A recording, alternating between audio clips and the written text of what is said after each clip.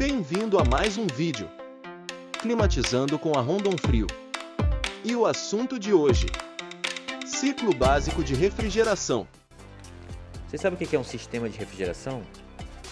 Um sistema de refrigeração é composto por 4 componentes básicos: compressor, condensador, dispositivo de expansão e evaporador. E dentro desse sistema circula um fluido refrigerante. O fluido refrigerante é um produto químico usado em sistemas de refrigeração e climatização que, de modo reversível, passa por uma mudança de fase de líquido a gás, absorvendo calor e resfriando ambientes. Essa imagem representa um sistema de refrigeração, um sistema fechado, onde dentro desse sistema existe o fluido refrigerante. Também temos os 4 componentes básicos para formar um ciclo de refrigeração. Temos o compressor, o condensador, o dispositivo de expansão e o evaporador. O compressor tem a função de deslocar esse fluido pelo sistema de refrigeração. Ele succiona esse fluido, comprime o fluido refrigerante, aumentando sua pressão e temperatura, e indo em direção ao condensador, que tem a função de ceder o calor desse fluido para o ambiente externo. Nesse processo, o fluido que vem no estado gasoso muda seu estado físico para líquido e assim segue para o dispositivo de expansão ainda em alta pressão.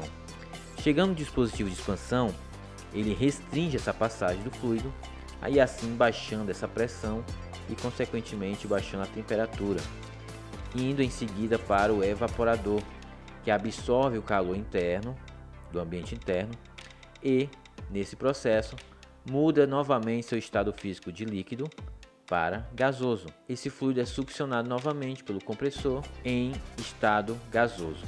É importante dizer que todo esse processo tem que garantir que esse fluido volte ao compressor no estado gasoso. É importante para garantir a durabilidade desse compressor. Um exemplo: vamos supor que você vai aspirar o ar e ao invés de vir ar, vem líquido. Você não vai se engasgar? Mesma coisa o compressor. Se o compressor succionar líquido, essas partes móveis do compressor seriam prejudicados, tanto no funcionamento como na durabilidade. E por isso a importância desse processo garantir que esse fluido volte no estado gasoso. Essa imagem também representa qualquer tipo de sistema de refrigeração.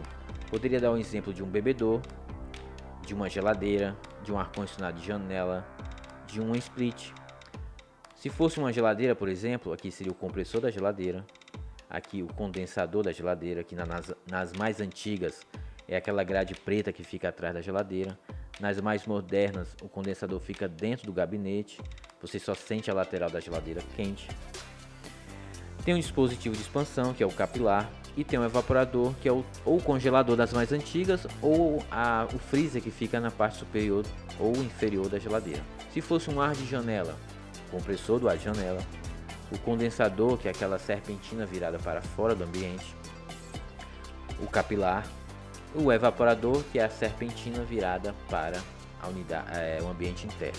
Todo o sistema de refrigeração é representado pelo no mínimo esses 4 itens formam o ciclo básico de refrigeração. Eu também poderia representar uma split, o compressor da split, o condensador, o dispositivo de expansão e o evaporador.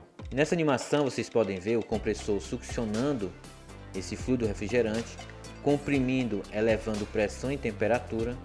No estado de vapor superaquecimento no condensador, que cede temperatura para o ambiente externo, e segue para o dispositivo de expansão ainda em alta pressão. Passando pelo aval de expansão, baixa a pressão e temperatura, absorvendo o calor do ambiente interno, mudando esse estado de líquido para vapor e assim garantindo que esse compressor irá succionar somente o fluido no estado gasoso. Essa imagem representa o sistema de refrigeração de uma split. Aqui temos a unidade evaporadora e aqui temos a unidade condensadora. Essa linha tracejada representa a interligação que nós, instaladores, fazemos na instalação. Com o sistema fechado, o processo é o mesmo. O compressor succiona o fluido, aumenta sua pressão e temperatura. Na unidade condensadora, o condensador cede calor para o ambiente externo, que muda o estado físico desse fluido, indo em direção ao capilar, com baixa pressão e temperatura, indo em direção ao evaporador, que absorve calor do ambiente e também muda o estado físico desse fluido, voltando para o compressor no seu estado gasoso.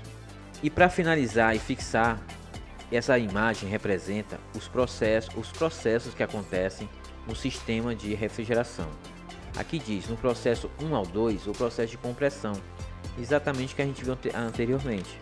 Do processo 1 ao 2, é o processo 1, ele entra no compressor através da sucção, o compressor succiona esse fluido, aumenta sua pressão e temperatura e segue para o ponto 2. Do ponto 2 ao ponto 3 ocorre a condensação.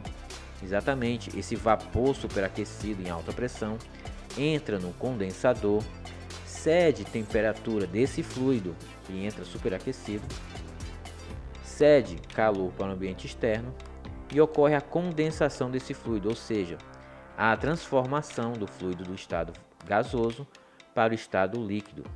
Ainda em alta pressão, do ponto 3 ao ponto 4 ocorre a expansão. É onde ele vai passar pelo dispositivo de expansão, onde há restrição desse fluido, baixando pressão e temperatura até o ponto 4. Aqui ainda está no estado líquido, mas em baixa pressão. Do ponto 4 ao ponto 1 ocorre a vaporização, ou seja, a evaporação desse fluido, que entra no evaporador no estado líquido. Esse evaporador absorve o calor do ambiente interno e ocorre a transformação do fluido para gasoso. E assim, garante que esse fluido voltará para o compressor, reiniciando o ciclo, no estado gasoso. Ciclo básico de refrigeração. Climatizando com a Rondon Frio. Obrigado. E até o próximo vídeo.